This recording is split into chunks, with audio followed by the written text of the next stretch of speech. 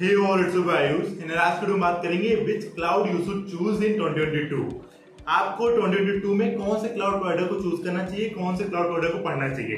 But यार इस पर वीडियो मैंने काफी रिसर्च की है और रिसर्च बेसिकली किस लिए करी है, डेवऑप्स के लिए। जैसे मानो मैंने डेवऑप्स के ऊपर रोड मैप पहले बनाया है, उसके बारे में जो स्टेप्स होते हैं वो मैं आपको बता दूंगा। और डेवऑप्स ज्यादातर लोग क्लाउड पढ़ने की बात करते हैं, मतलब जैसे मानो डेवऑप्स में 7 स्टेप्स होते हैं, कंप्लीट करने के लिए क्लाउड एक स्टेप होता है, उसके साथ 6-7 स्टेप और होते हैं। रोड मैप मैंने पहले बनाया था, उसकी लिंक मैं डिस्क्रिप्शन बॉक्स में अटैच कर दूंगा, उसे आप देख सकते हैं। बाकी मैं आपको शॉर्ट में डेवऑप्स के रोड मैप के बारे में जो 7 इंपॉर्टेंट स्टेप्स होते हैं उनके बारे में थोड़ा बता दूंगा, मेन पॉइंट्स बता दूंगा। और रिसर्च जो मैंने करी है कि इस पर्टिकुलर टाइम पे कौन सा टूल आपको पढ़ना चाहिए, कौन सा क्लाउड प्रोवाइडर सही है, कौन सा कॉन्फ़िगरेशन मैनेजमेंट टूल सही है, कौन सा इंफ्रास्ट्रक्चर एज कोड टूल सही है, ये सारी इंपॉर्टेंट बातें मैं आपको आज वीडियो में बताऊंगा। तो वीडियो बहुत ही अच्छी होने वाली है। रिसर्च करिए टू द पॉइंट, कौन सी चीजें सही है, कौन सी चीजें, और रिसर्च किस बेसिस पे करिए वो मैंने जॉब डिस्क्रिप्शन से आपको डेटा निकाला है। जैसे कोई भी जॉब डिस्क्रिप्शन आती है क्लाउड रोल के लिए, तो उसमें कौन सा टूल मांगा जाता है, कौन सा क्लाउड प्रोवाइडर मांगा जाता है, सर्टिफिकेशन जरूरी होते हैं कि नहीं, डिग्री मांगी जाती है कि नहीं, सारी इंपॉर्टेंट चीजें मैंने रिसर्च करके आपको परसेंटेज वाइज डेटा शो करूंगा अच्छे से। तो यार वीडियो शुरू करते हैं। बस 2 इंपॉर्टेंट पॉइंट। पहला ये, अगर वीडियो पसंद आए तो वीडियो को लाइक करके चैनल सब्सक्राइब करना, और दूसरा ये, later in the video I will tell you about Newton school full stack development course.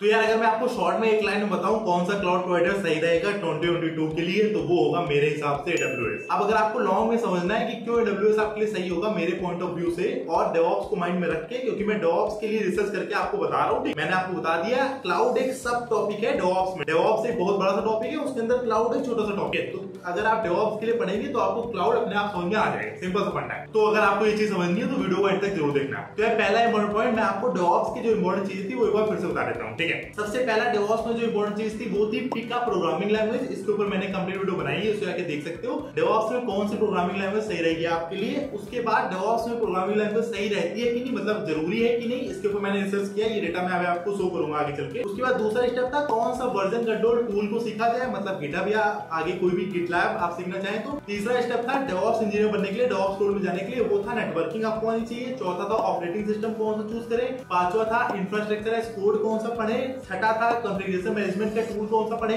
और उसी में एक स्टेप था कि क्लाउड प्रोवाइडर आपको कौन सा चूज करना चाहिए। जैसे कि मैंने आपको बताया एक स्मॉल स्टेप है क्लाउड प्रोवाइडर कौन सा चूज करने के लिए डेवऑप्स में। पूरा डेवऑप्स एक बड़ा सा सर्किल है, उसमें से क्लाउड एक छोटा सा सर्किल है।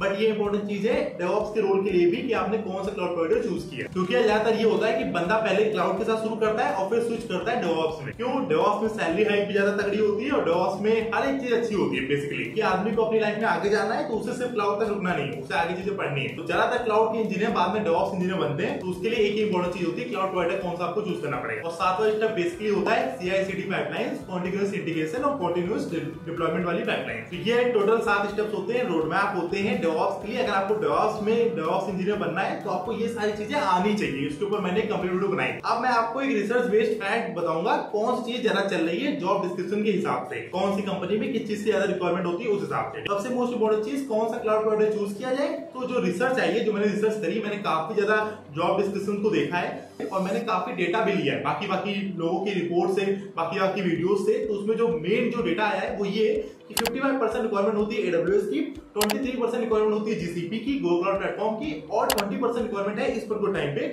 माइक्रोसॉफ्ट एजोर। मतलब इन कंपनीज की जो कंपनीज की ओपनिंग निकलती है क्लाउड के लिए या डेवऑप्स के लिए, तो उनमें ये क्लाउड प्रोवाइडर के लिए ज्यादा मांगा जाता है, ज्यादा पूछा जाता है कि अगर आपके पास ये क्लाउड प्रोवाइडर आपको आता है, इस क्लाउड प्रोवाइडर के बारे में आप जानते हैं, तो आपको जॉब मिलने की चांसेस ज्यादा है। अब इसमें मैंने आपको डेवऑप्स के स्टेप्स में बताया था ऑपरेटिंग सिस्टम। ऑपरेटिंग सिस्टम के लिए भी मैंने रिसर्च करी है कौन सा ऑपरेटिंग सिस्टम ज्यादातर कंपनियां मांगती हैं जिसके ऊपर आपको कमांड होनी चाहिए। तो उसमें 67% कंपनियां मांगती हैं कि आपको लिनक्स ऑपरेटिंग सिस्टम आना ही चाहिए, और दूसरा 32 या 33% कंपनी मांगती है कि आपको विंडोज ऑपरेटिंग सिस्टम आना चाहिए। तो आप देख सकते हैं लिनक्स ऑपरेटिंग सिस्टम कितनी ज्यादा हाई डिमांड में है, तो आप लिनक्स को पढ़ना शुरू कर सकते हैं। मैं बस आपको रिसर्च फैक्ट बता रहा हूँ, बाकी अपने हिसाब से डिसाइड कर सकते हैं आपके लिए क्या ठीक होगा क्या ठीक नहीं होगा। उसके बाद जो थर्ड स्टेप था वो था कंटेनर वाला। तो कंटेनर में मैंने पता किया कि 50% जितने भी जॉब रोल्स आती हैं उनमें कुबरनेटिस की रिक्वायरमेंट होती है, और जो डॉकर होता है वो कुबरनेटिस के साथ ही हैंड इन हैंड आता है। आजकल डॉकर थोड़ा डेप्रिसिएटेड हो गया है, साथ में नहीं चलता है, बट आज भी उसकी उतनी ही डिमांड है। 50% हर एक जॉब में कुबरनेटिस और डॉकर की रिक्वायरमेंट होती है। डेवऑप्स की जॉब की बात कर रहा हूं मैं। तो कंटेनर में अगर आप डिसाइड करना चाहें तो कंटेनर में आप कुबरनेटिस और डॉकर को पढ़ सकते हैं, ये बेटर रहेगा, ये कॉम्बो हमेशा आपके लिए सही रहेगा। मैंने भी यही किया था। तो ये तीन इंपॉर्टेंट चीजों की बात हो गई। पहले क्लाउड प्रोवाइडर कौन सा आजकल ट्रेंडी चल रहा है, कौन सा जॉब डिस्क्रिप्शन में ज्यादातर पूछा जाता है, दूसरा ऑपरेटिंग सिस्टम जिसमें लिनक्स की बात करी, और तीसरा था कंटेनर जिसमें मैंने क्यूबरनेटिस और डॉकर को बताया। चौथा मोस्ट इंपॉर्टेंट क्वेश्चन जो लोग पूछते हैं कि क्या किसी डेवऑप्स इंजीनियर को कोड करना आना चाहिए कि नहीं, क्योंकि बहुत लोग ऐसा सोचते हैं कि अगर उन्हें कोडिंग अच्छी नहीं आती तो वो डेवऑप्स सीख सकते हैं। ये बहुत ही मिसकंसेप्ट है यार, क्योंकि 67% जितनी भी जॉब्स होती है उनमें प्रोग्रामिंग आनी चाहिए, मतलब लिखा होता है कि प्रोग्रामिंग आनी ही चाहिए, प्रोग्रामिंग इंपॉर्टेंट है। बाकी 33 जितनी परसेंट जॉब बची इतने में प्रोग्रामिंग की रिक्वायरमेंट नहीं होती है, तो ऐसा प्रोग्रामिंग इतनी रिक्वायर्ड नहीं है, बट अगर प्रोग्रामिंग आपको आती हो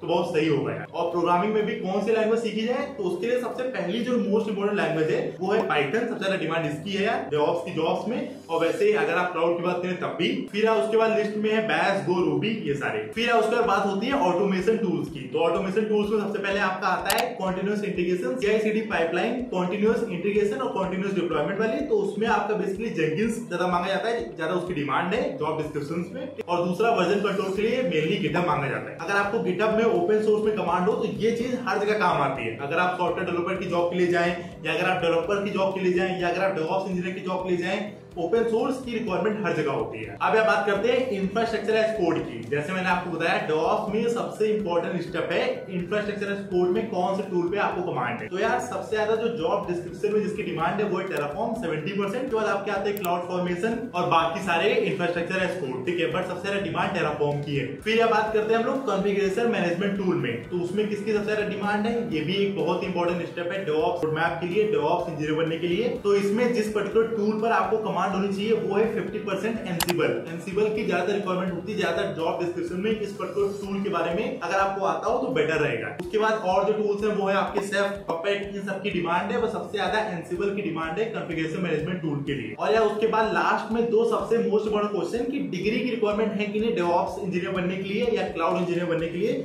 और दूसरा क्वेश्चन ये होता है कि सर्टिफिकेट रिक्वायर्ड है कि नहीं। यार ये मैं रिसर्च बेस्ड फैक्ट आपको बता रहा हूँ। तो यार पहले बात करते हैं डिग्री की, आपके पास कोई डिग्री होनी चाहिए कि नहीं डेवऑप्स इंजीनियर बनने के लिए। तो उसके लिए 66% जो जॉब्स हैं उनमें डिग्री की रिक्वायरमेंट नहीं है, मतलब अगर आपने कोई डिग्री नहीं करी आपको बस स्किल्स आती हैं। क्लाउड में बेसिकली मैटर ये करता है कि आपको नॉलेज कितनी है, आपने प्रैक्टिकल चीजें कितनी करके देखी, और नॉलेज थ्योरी वाली भी नहीं, बेसिकली प्रैक्टिकल चीजें आपको कितनी अच्छे समझ में आती है और आपका माइंड कितना शार्प है। क्योंकि बहुत बार आपको सिनेरियो दिया जाता है जिसमें आपको अच्छा एक सही सिनेरियो डिसाइड करना पड़ता है, एक अच्छा आंसर डिसाइड करना पड़ता है, किस पर्टिकुलर चीज पे कौन सी सर्विस सही रहेगी, ये सब चीजें आपको डिसाइड करनी पड़ती है। तो उसके लिए बेसिक चीज होती है आपकी प्रैक्टिकल नॉलेज कैसी हो और आपको मतलब सर्विसेज के बारे में पता कितना हो। तो ये एक मोस्ट इंपोर्टेंट चीज है क्लाउड के लिए। तो 66% जॉब्स में आपको डिग्री की रिक्वायरमेंट नहीं होती है, जरूरी नहीं आप बीटेक या बीएससी कुछ कर रहे हैं कि नहीं, अगर आपको नॉलेज है तो आपको जॉब मिलेगी। और फिर last important point certificate required होता है कि नहीं। तो सर्टिफिकेट के लिए मैंने मोस्ट इंपोर्टेंट चीज आपको पहले ही बताई है कि हर एक पर्टिकुलर क्लाउड प्रोवाइडर में AWS हो, GCP हो, Azure हो, कोई भी हो, सब में मोटा मोटा 11 से 14 तक सर्टिफिकेट होते हैं। और जो उनकी बेसिकली 4 लेवल होती है वो होती है आपकी फाउंडेशन, एसोसिएट एंड देन उसके बाद प्रोफेशनल, फिर स्पेशलाइज्ड सर्टिफिकेट। तो ये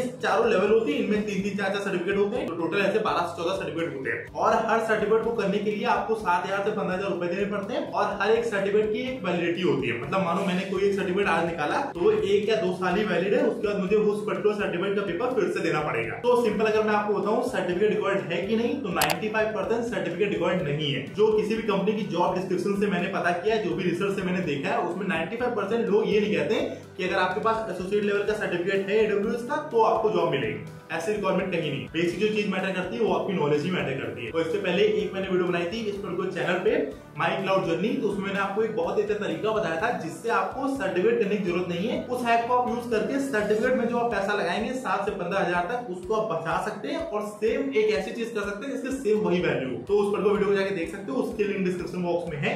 माई क्लाउड जर्नी टॉपिक है उस पर्टिकुलर वीडियो का, तो उसे आप चेकआउट कर सकते हैं। तो यार ये इस पर्टिकुलर वीडियो में कुछ रिसर्च बेस्ड फैक्ट थे जो मैंने आपके सामने रखे, जिससे आपको पता चले कितने % किस चीज की डिमांड है, और उस हिसाब से आप अपने टूल्स को, कौन सा टूल आपको पढ़ना है डेवऑप्स के लिए, कौन सा आपको क्लाउड प्रोवाइडर पढ़ना है क्लाउड रोल के लिए, वो आप डिसाइड कर पाए। बस यार एक ये बेसिक मोटो था मेरा इस पर्टिकुलर वीडियो के पीछे। बाकी अगर आपको डेवऑप्स की कंप्लीट रोडमैप को समझना हो तो मैंने वीडियो इस पर्टिकुलर चैनल पे पहले बनाई थी, उसकी लिंक मैं डिस्क्रिप्शन बॉक्स में अटैच कर दूंगा। वो लाइव वीडियो थी, तो उससे जो मेन 7 स्टेप्स थे उसमें मैंने आपको सारे टूल्स के बारे में बताया, सारी चीजें बताएंगे तो उन्हें जाके देख लेना। सातों स्टेप्स के बारे में मैंने आपको शॉर्ट में इस पर तो वीडियो में बताया, बट उसमें ज्यादा डिटेल में बताया है, तो उसे आप देख सकते हैं। अपनी वीडियो थी, वीडियो पसंद आई वीडियो को लाइक कर देना। अब चलो आपको बताता हूँ Newton school full stack development course के बारे में। तो यार ये जो न्यूटन स्कूल का फुल स्टैक डेवलपमेंट कोर्स है, ये पे आफ्टर प्लेसमेंट प्रोग्राम है। इसमें आपको मिनिमम 5 लाख सीटीसी से लेकर 40 लाख सीटीसी तक की जॉब लगती है, और अगर आप 4th ईयर में हैं तो आप इसके परफेक्ट कैंडिडेट हैं। और अगर आपको जॉब की रिक्वायरमेंट है तो इस पर तो कोर्स को आप जरूर चेकआउट कर सकते हैं। लिंक डिस्क्रिप्शन में, कॉन्टैक्ट नंबर भी है, कोई डाउट हो तो आप फोन करके पूछ भी सकते हैं। और इसमें best in class industry mentors आपको पढ़ाते हैं, तो please do check out this particular course, link description में है। कोई डाउट हो तो पूछ लेना उनसे, या मुझे कमेंट करके पूछ सकते हैं। चलो इस पर वीडियो को रैप अप करते हैं। उससे पहले 2 इंपॉर्टेंट चीज, पहली ये न्यूटन स्कूल की वेबसाइट से लॉन्च पैड इंस्टीट्यूट को चेकआउट करना मत भूलना। इससे आप प्रोग्रामिंग फंडामेंटल कोडिंग स्किल्स को स्ट्रॉन्ग कर सकते हैं, वो कंप्लीटली फ्री ऑफ कॉस्ट है। Second one point, full stack development course की लिंक डिस्क्रिप्शन बॉक्स में, उसे चेकआउट कर लेना। चैनल पे नया होना, चैनल को सब्सक्राइब करना, इस वीडियो को लाइक करना। मिलते हैं नेक्स्ट वीडियो में, तब तक के लिए चलते हैं।